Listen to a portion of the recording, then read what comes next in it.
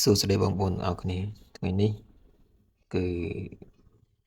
មានរឿងនិយាយបន្តិច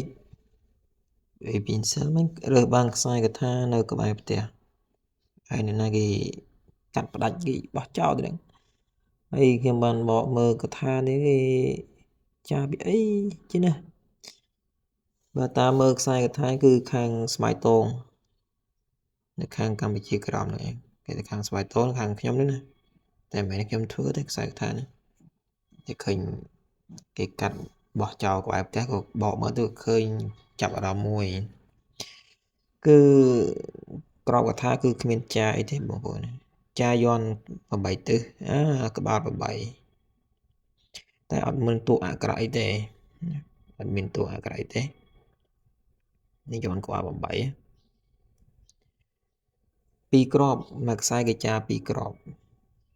ដូចគ្នាទាំងអស់តែគាត់ថាអត់មានអក្សរមាន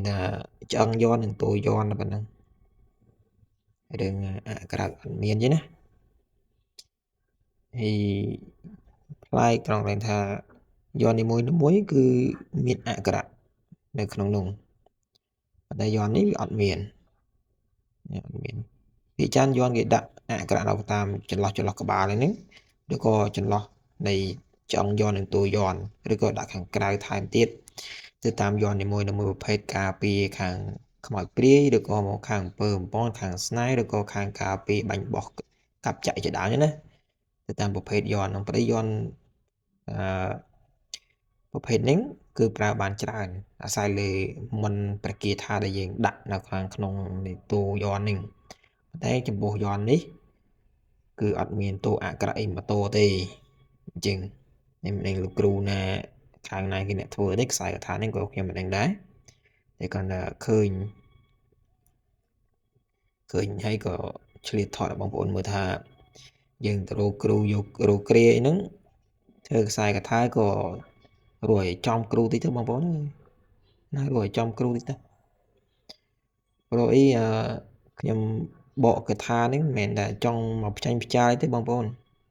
ព្រោះខ្ញុំបកនឹងឃើញ2គ្រូហើយដែលនៅខាងស្វាយតងហ្នឹងគ្រូមួយទៀតក៏ចាកថាឲ្យគ្នានឹងដែរដាក់បណ្ដាសាឲ្យអ្នកកាន់កថានេះទៅវិញនឹងខ្ញុំធ្លាប់បកឲ្យមើលកាលពីមុនហើយគេថាដាក់បណ្ដាសាចឹងណាហើយដល់នេះក៏មិនដឹងជារបស់លោកគ្រូណាដែរហើយក៏មិនដឹងថាអ្នកដែលពាក់ខ្សែកថាជាអ្នកណាដែរគាត់តែឃើញនៅក្បែរផ្ទះខ្ញុំនេះខ្ញុំបកមើលទៅក៏ឃើញប្រភេទយន់អញ្ចឹងក៏ដឹងយើងឃើញតែប្រភេទយន់យើងដឹងថាសមត្ថភាពគេមិនបងប្អូនចឹងក៏គ្មានអីនិយាយទេបងប្អូនគាត់តែចង់បដិបត្តិថាយើងមិនទៅរកគ្រូរកគ្រាអីហ្នឹងយើងមើលផងណាបងប្អូនណាមើលផងតែគេចេះវាក៏មិនអីចឹងណាហើយក៏ខ្ញុំនិយាយនេះក៏មិនមែនបន្តិចបង្អាប់គ្រូណាដែរក៏សូមអធិស្ឋានផងខ្ញុំអត់បានចាញ់ឈ្មោះទេគាត់ណាផ្ដាំថាបងប្អូនយើងចំណាយលុយចំណាយអីហើយក៏រកឲ្យចំបុគ្គលតិចទៅមើលតិចទៅណាចឹងក្នុងវីដេអូនេះមានតែប៉ុណ្្នឹងឯងសូមអរគុណច្រើនសម្រាប់ការទស្សនាវីដេអូរបស់ខ្ញុំបាទ